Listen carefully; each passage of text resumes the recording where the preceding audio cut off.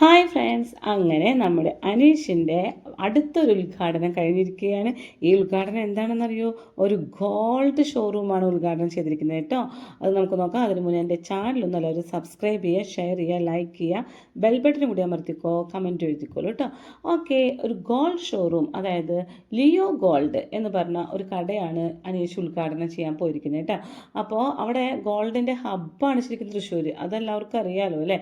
അപ്പോൾ അനീഷും അതുപോലെ തന്നെ നമ്മുടെ ആദില, നൂറ, ഇവർ 3 പേരും കൂട്ടാണ് കേട്ടോ ഉദ്ഘാടനം ചെയ്യാൻ പോയിരിക്കുന്നത്.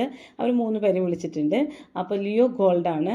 അപ്പോൾ അനീഷ് പറയുന്നുണ്ട്, ഞാൻ ഇതിൻ്റെ മുന്നിൽ കൂടെയൊക്കെ എൻ്റെ കോടനാട്ടേക്ക് ഇവിടുന്ന് കുറച്ച് കിലോമീറ്ററേ ഉള്ളൂ കേട്ടോ. ഇവിടുന്ന് ഇതിൻ്റെ മുന്നിൽ കൂടെ ഞാൻ കുറേ നടന്ന് പോയിട്ടുണ്ട്. അന്ന് ഞാൻ സെലിബ്രിറ്റി അല്ല, അപ്പോഴൊക്കെ എനിക്ക് ഗോൾഡ് എടുക്കണം എന്നൊക്കെ ആഗ്രഹമുണ്ട്. വെറൈറ്റി ഫാഷൻസൊക്കെ ഇവിടെ വന്നിട്ടുണ്ട് എന്നൊക്കെ പറഞ്ഞ് ഒരുപാട് പൊക്കി പറയുന്നുണ്ട്. പക്ഷേ ഞാനത് കണ്ടിട്ടുണ്ട് എന്നല്ലാതെ അതിൻ്റെ ഉള്ളിലേക്ക് കയറിയിട്ടില്ല. അതിൻ്റെ മുന്നിൽ കൂടെ നടക്കും. ഇപ്പോൾ സെലിബ്രിറ്റി ആയി തീർന്നപ്പോഴാണ് ഇതിൻ്റെ ഉള്ളിലേക്ക് കയറാൻ എനിക്ക് പറ്റിയതെന്ന് പറയുന്നുണ്ട്. പിന്നെ പറയുന്നുണ്ട് ഗോൾഡിൻ്റെ ഹബ്ബ് തന്നെയാണ് തൃശ്ശൂർ എന്ന് പറയുന്നുണ്ട് കേട്ടോ. അപ്പോൾ അതിൽ നൂറൊക്കെ ചിരിക്കുന്നുണ്ട്. പിന്നെന്താ, ഖ്യാതി, ഗോൾഡിൻ്റെ കാര്യത്തിൽ ഭയങ്കര ഖ്യാതിയാണ് തൃശ്ശൂരിന് എന്ന് പറയുമ്പോൾ നമ്മുടെ ആതിര ചോദിക്കുന്നുണ്ട്, ഖ്യാതിയോ അതെന്താന്ന് ചോദിക്കുന്നുണ്ട്. അപ്പോൾ പേര് കേട്ട സ്ഥലമാണ് കേട്ടോ. അത് ശരിയാണ്. തൃശ്ശൂർ ഒരുവിധ ആൾക്കാർക്ക്, ഇപ്പോൾ ഉത്തരേന്ത്യക്കാർക്കൊക്കെ അറിയാം, ഗോൾഡിൻ്റെ ഒരു കേന്ദ്രം തന്നെയാണ് തൃശ്ശൂർ. തൃശ്ശൂരങ്ങാടി മുഴുവൻ ഗോൾഡാണ് കൂടുതലും വിൽപ്പന ഉള്ളത്. ഇപ്പോൾ പറയുന്നുണ്ട്, എനിക്ക് ആദിലയും നൂറയും കണ്ടത് സന്തോഷമുണ്ട്. അവിടെ വെച്ച് ഞങ്ങൾ കണ്ട് പിരിഞ്ഞിട്ട് പിന്നെ ഞങ്ങൾ ഒരുമിച്ച് കണ്ടിട്ടില്ല. നൂറയെ മാത്രമേ കണ്ടിട്ടുള്ളൂ. ആദിലയെ കണ്ടിട്ടുണ്ടായിരുന്നില്ല. അതിനെ പിന്നീടാണ് സ്റ്റാർ സിംഗറിൽ വന്നിട്ടുണ്ടായിരുന്നത്. അപ്പോൾ ആൾക്കാരൊക്കെ ചോദിക്കുന്നുണ്ട്, സുപ്രഭാതം എന്ന് പറഞ്ഞ ആ ഡയലോഗ് ഒന്ന് പറയാൻ പറ്റുമോ ചോദിക്കുന്നുണ്ട് കേട്ടോ. അപ്പോൾ അനീഷ് പറയുന്നുണ്ട്, അതങ്ങനെ പറഞ്ഞു കഴിഞ്ഞാൽ പിന്നെ ട്രോളായി മാറും, അത് വലിയ പ്രശ്നമാവും, അപ്പോൾ അത് വേണ്ട, ട്രോള് വെറുതെ ഉണ്ടാക്കി കൊടുക്കണ്ട എന്ന് പറയുന്നുണ്ട് കേട്ടോ. അപ്പോൾ ഒരു പെണ്ണ് പറയുന്നുണ്ട്, കണ്ണടച്ച് കിടക്കുന്നത് ഞാൻ കണ്ടു, അതൊന്ന് പറയാമോ നിഷയെ ചോദിക്കുന്നുണ്ട്.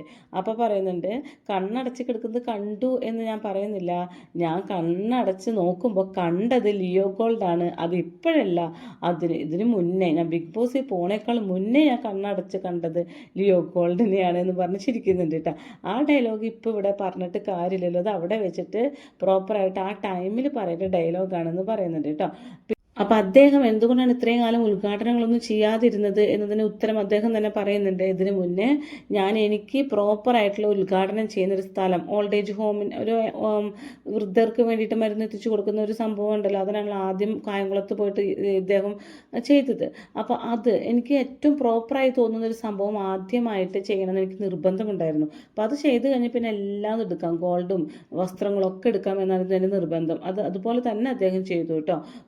ഈ എന്താ പറയുക, മക്കൾ സ്ഥലത്തില്ലാത്തവരുടെ വീടുകളിലേക്ക് മരുന്നുകൾ എത്തിച്ചു കൊടുക്കൽ, അവർക്ക് സഹായം എത്തിച്ചു കൊടുക്കൽ, അങ്ങനെയുള്ള കാര്യങ്ങളൊക്കെ ചെയ്തു കൊടുക്കുന്ന ഒരു സംരംഭം. ആ സംരംഭത്തിനാണ് ഇദ്ദേഹം ആദ്യമായിട്ട് തിരികൊളുത്തിയത്. അങ്ങനെ നല്ലൊരു കാര്യത്തിന്, പുണ്യപ്രവൃത്തിക്ക് ആദ്യം തിരികൊളുത്തിയിട്ട് ബാക്കിയുള്ള കാര്യത്തിൽ ചെയ്യാം എന്നുള്ള ലെവലിലായിരുന്നു നടക്കുന്നുണ്ടായിരുന്നു കേട്ടോ. അപ്പോൾ കമൻറ്റ് സെക്ഷനിൽ ആൾക്കാർ പറയുന്ന കമൻറ്റുകൾ കേട്ടാൽ നമുക്ക് ദേഷ്യവും. കാരണം അവർ എഴുതിയിരിക്കുന്ന ഒരു കമൻറ്റ് ഞാൻ വായിച്ചപ്പോൾ അതിൽ എഴുതിയിരിക്കുന്നത് 9 കൂടി യോജിച്ച് വന്ന് തിരികൊളുത്തുന്നത്, അപ്പോൾ ആ കട ഒട്ടും നന്നാവില്ല എന്നാണ്. ആരാണ് ഇവിടെ 9? ആരാണ്? അനീഷാണോ, ആദിലയാണോ, നൂറയാണോ? എന്തിനാണ് ഇങ്ങനെ നെഗറ്റീവ് സ്പ്രെഡ് ചെയ്ത ആൾക്കാരും മെസ്സേജ് കമൻറ്റൊക്കെ എഴുതുന്നത്?